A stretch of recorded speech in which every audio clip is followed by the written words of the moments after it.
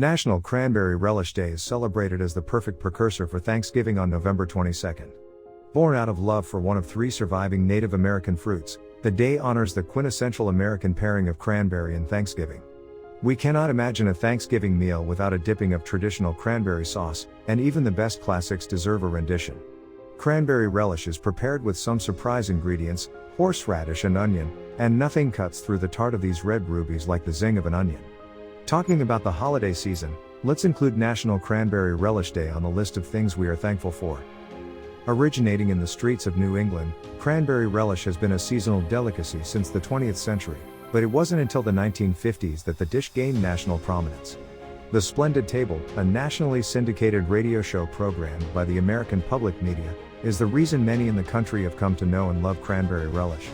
The show's original host, Lynn Rossetto Kasper, would bring in guests from around the country to share unique perspectives and delicious local recipes with the audience. One fall morning, Kasper invited NPR special correspondent Susan Stamberg to share her take on holiday dishes in a quest to make something tasty out of the ordinary. In a back and forth about Thanksgiving side dishes, Stamberg shared her mother-in-law's cranberry relish recipe. Add a dollop of sour cream, and make sure you chop them radishes extra fine, she said, and the rest is history.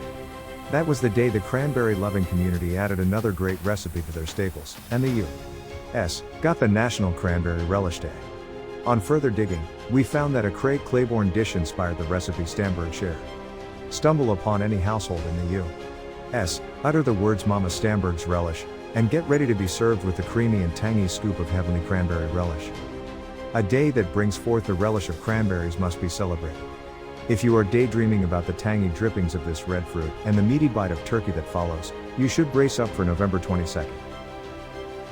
On This Day event is an educational project. Thank you for watching. Don't forget to like and subscribe our channel.